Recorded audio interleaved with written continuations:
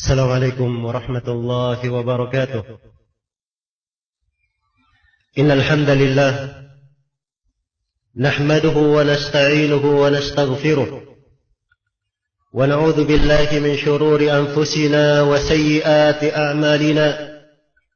من يهده الله فلا مضل له ومن يضلل فلا هادي له. أشهد أن لا إله إلا الله وحده لا شريك له وأشهد أن محمدا عبده ورسوله. يا أيها الذين آمنوا اتقوا الله حق تقاته ولا تموتن إلا وأنتم مسلمون. يا أيها الناس اتقوا ربكم الذي خلقكم من نفس واحدة وخلق منها زوجها وبث منهما رجالا كثيرا ونساء واتقوا الله الذي تساءلون به والأرحام إن الله كان عليكم رقيبا. يا أيها الذين آمنوا اتقوا الله وقولوا قولا سديدا يصلح لكم أعمالكم ويغفر لكم ذنوبكم ومن يطع الله ورسوله فقد فاز فوزا عظيما. أما بعد، فإن أصدق الحديث كتاب الله وخير الهدي هدي محمد صلى الله عليه وآله وسلم وشر الأمور محدثاتها فإن كل محدثة بدعة وكل بدعة ضلالة وكل ضلالة في النار. معاشر المسلمين jemaah Jumat rahimani wa rahimakumullah. Dari fitnah yang melanda manusia di hari-hari ini, yang menimbulkan berbagai kerusakan dan menimbulkan berbagai kejelekan di tengah kaum muslimin, adalah penyebaran gambar-gambar dan fitnah yang terkait dengan fotografi. Telah syah hadits-hadits dari Rasulullah sallallahu alaihi wasallam sebagai nas-nas yang tegas pengharaman terhadap gambar-gambar makhluk bernyawa. Di antara hadits-hadits tersebut diriwayatkan oleh Imam Al-Bukhari dan Imam Muslim dari Abdullah bin Mas'ud radhiyallahu anhu. Beliau berkata, saya mendengar Nabi sallallahu alaihi wasallam bersabda, "Asyaddun nasi 'adzaban yaumil qiyamah al-musawwirun." Manusia yang paling keras siksaannya pada hari kiamat adalah orang-orang yang menggambar. Dan diriwayatkan oleh Imam Muslim dari jalan Abul Hayyad Al-Asadi rahimahullah. Beliau berkata bahwa Ali bin Abi Thalib radhiyallahu anhu berkata kepadaku, "Ala aba'athuka bima ba'athani bihi Rasulullah sallallahu alaihi wasallam." Inginkah engkau saya utus untuk melaksanakan sebuah perintah yang Nabi sallallahu alaihi wasallam mengutusku dengan hal tersebut? Alla tada' timthalan illa tamastah wala qabran musyrifan illa sawaitah. Di dalam sebuah riwayat, wala suratan illa tamastaha. Janganlah engkau meninggalkan sebuah gambar kecuali engkau hapus, dan jangan engkau biarkan kubur yang tinggi kecuali engkau ratakan. Dan diriwayatkan pula oleh Imam Al-Bukhari dan Imam Muslim dari Aisyah radhiyallahu anha, ketika Ummu Salamah dan Ummu Habibah keduanya menceritakan apa yang mereka lihat di Habasyah dari gereja-gereja dan di dalamnya ada gambar-gambar. Maka Rasulullah sallallahu alaihi wasallam bersabda, "Ulaika idza mata fihim ar-rajul as-salih banaw ala qabrihi masjidan wa sawwaru tilka as-suwar. Ulaika syirarul khalqi indallah."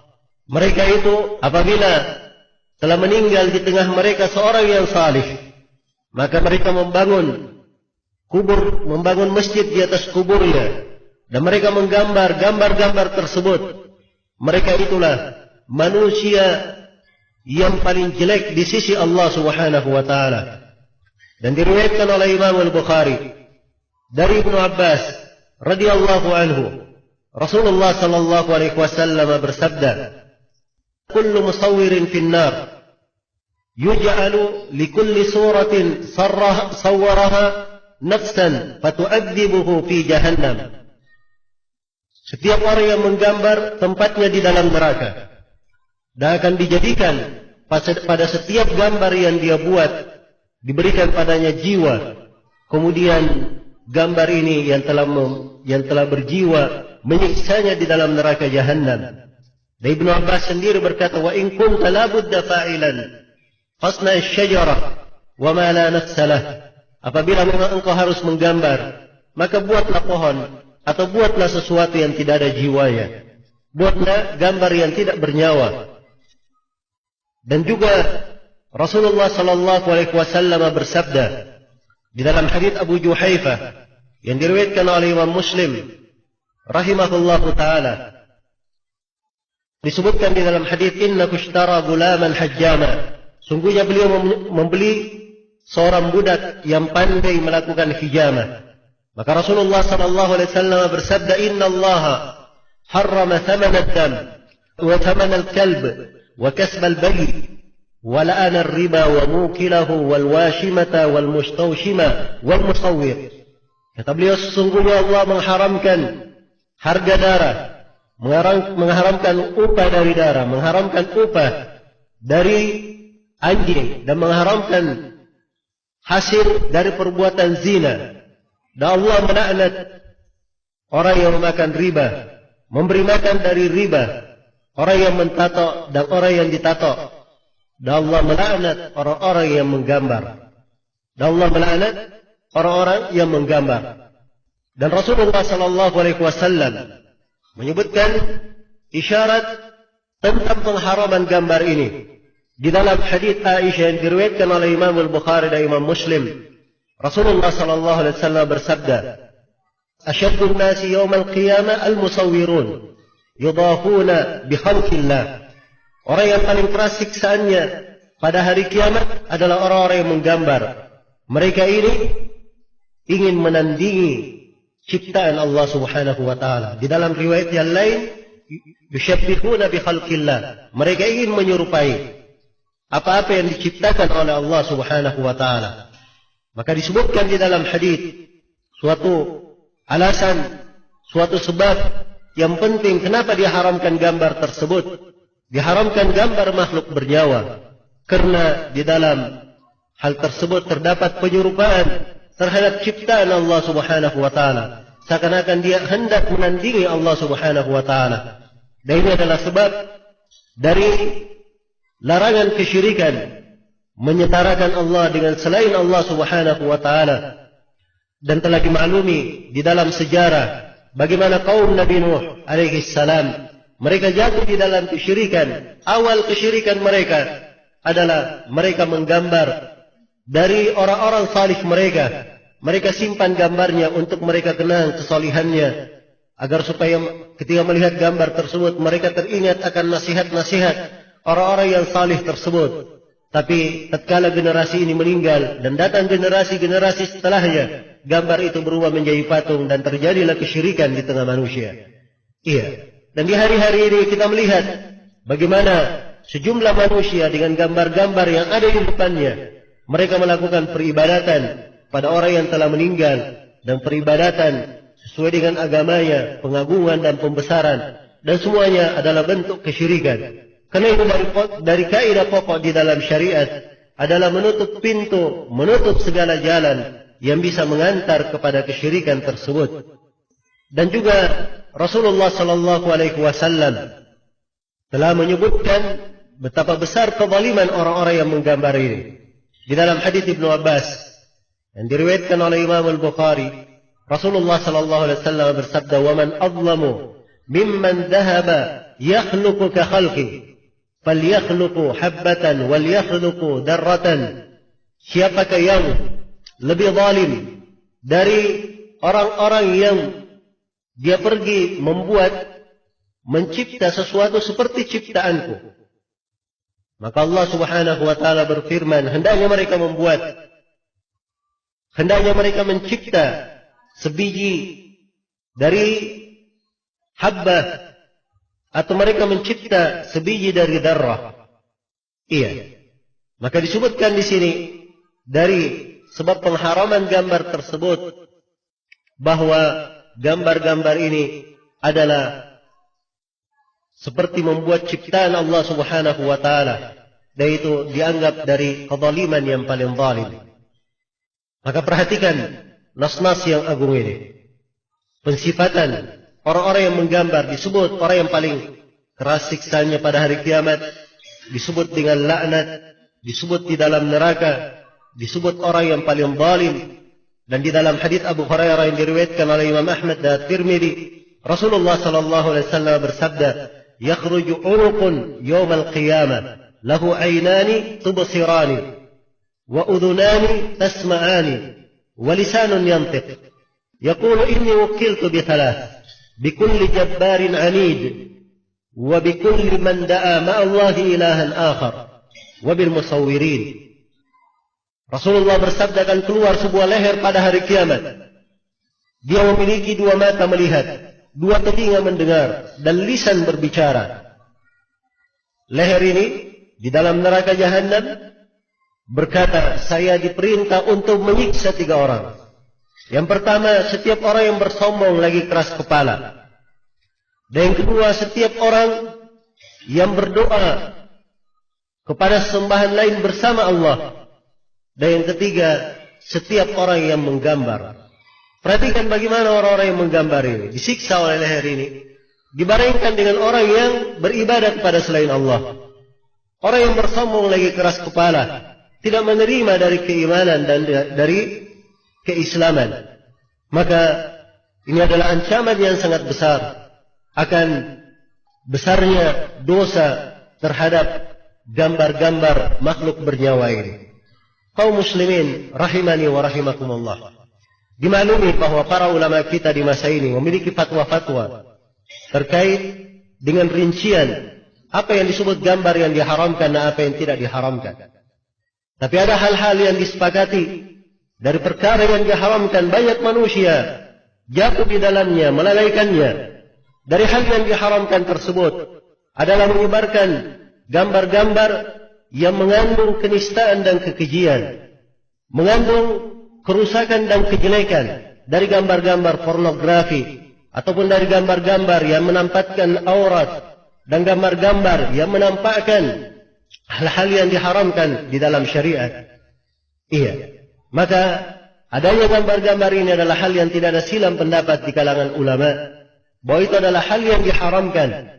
Demikian pula dari gambar-gambar yang diambil untuk menyebarkan aib manusia, menyebarkan kejelekan yang ada pada seseorang, atau dia mengambil gambar tersebut dari orang yang tidak senang gambarnya untuk diambil. Dan ini semuanya masuk dalam bentuk mencari aurat dan mencari aib manusia. Bukankah Rasulullah sallallahu alaihi wasallam telah bersabda sebagaimana di dalam hadis yang sahih dari Rasulullah sallallahu alaihi wa alihi wasallam, ya ma'syara man amana bi lisani wa lam yadkhulul imanu fi qalbihi la tu'dhul mu'minin wa la tatatabba'u awratihim fa innahu man yatatabba' awrata akhihi al-muslim yatatabba'i Allahu awratah wa man yatatabba'i Allahu awratah yufdihu walau fi jawfi rahli. Wahai sekalian, orang yang berislam dengan lisannya, namun keimanan belum masuk ke dalam hatinya, jangan kalian mengganggu kaum muslimin, dan jangan kalian mencari-cari aurat mereka, mencari-cari aib mereka. Sebab barang siapa yang mencari-cari aib saudaranya, maka Allah subhanahu wa ta'ala akan mencari-cari aibnya. Dan barang siapa yang Allah telah cari aibnya, dia akan dipermalukan walaupun di tengah rumahnya. Dan dimaklumi berbicara tentang seorang muslim, pembicaraan yang tidak jelas, dosanya bisa sampai ke timur dan ke barat. Inna rajula yatakallamu bil kalimah ma yatabayyanu fiha yazillu biha ila an-nar ab'ada ma bainal masyriqi wal maghrib. Sungguhnya seorang kadang berbicara dengan sebuah kalimat, dia tidak memperjelasnya, maka kalimat ini menyeretnya kepada neraka dari timur hingga ke barat. Bagaimana dengan orang yang menyebarkan kerusakan dan kejelekan sampai ke tengah manusia sedemikian rupa, mengambil dari gambar-gambar orang, menyakitinya dan mengganggunya, innal ladzina yu'dzuna al-mu'minina wal mu'minati bighairi maktasabu faqad ihtamalu buhtanan wa itsman mubina. Sungguhnya orang-orang yang mengganggu kaum mukminin dan mukminat tanpa dosa yang dia lakukan, sungguh dia adalah menyandang sebuah kedustaan, sebuah kepalsuan dan dosa yang sangat besar. Dan juga dari kemungkaran adalah keadaan sebagian perempuan yang menyebarkan gambar-gambar dari perkumpulan mereka di acara-acara perkawinan, di acara-acara kegembiraan, menampakkan dari para perempuan yang hadir di situ dengan keindahannya dan fitnahnya.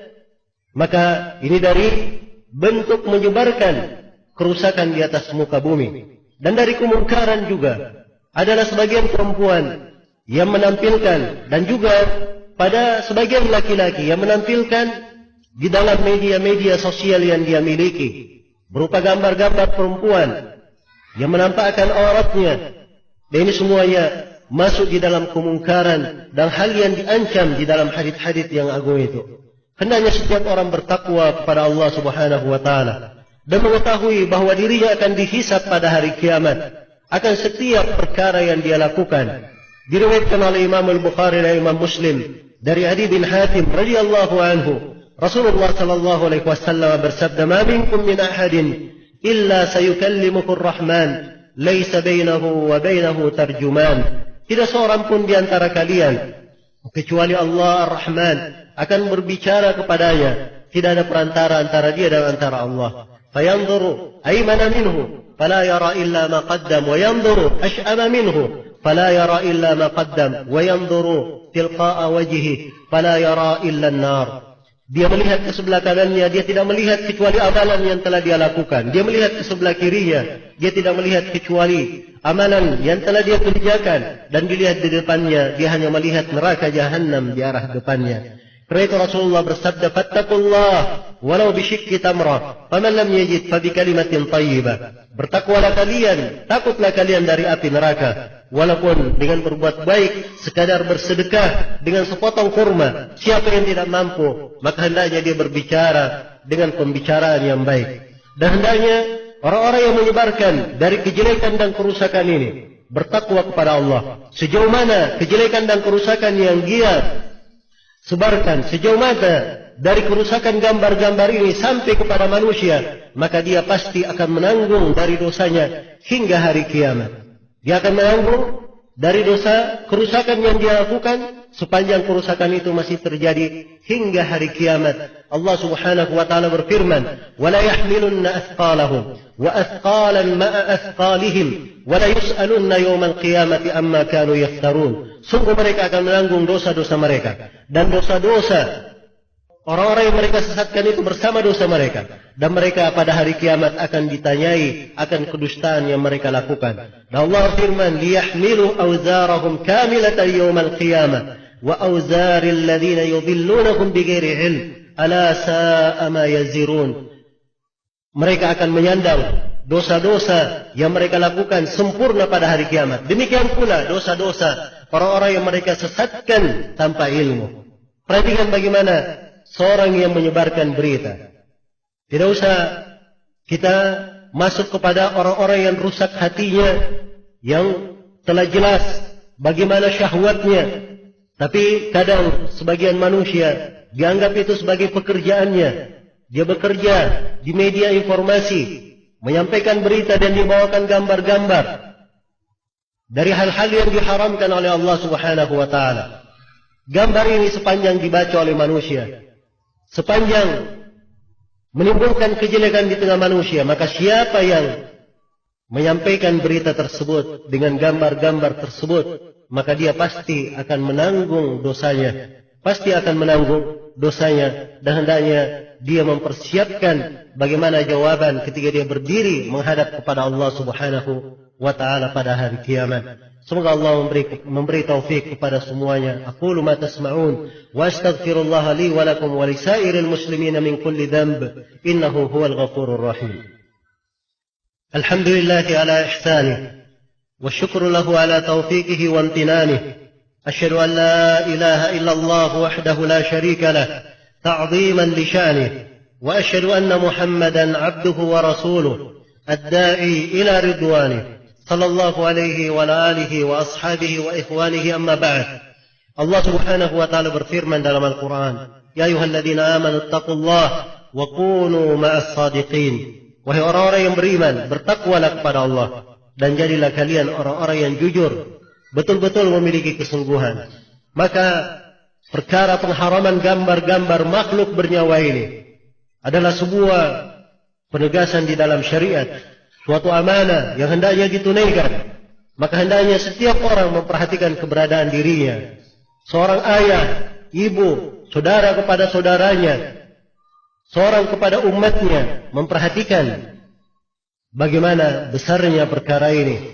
Dan para guru, para pengajar, orang-orang yang memiliki tugas dan tanggung jawab di tengah kaum muslimin, hendaknya menyadari akan tanggung jawab dan amanah di sisi Allah Subhanahu wa taala. Maka hendaknya diterangkan akan nas-nas dan hadits-hadits yang mengharamkan akan gambar-gambar ini, gambar-gambar dari makhluk bernyawa, dan jangan seorang bergampangan di dalamnya, dan jangan seorang cinta di dalam tersebarnya kejelekan dan kerusakan di tengah manusia.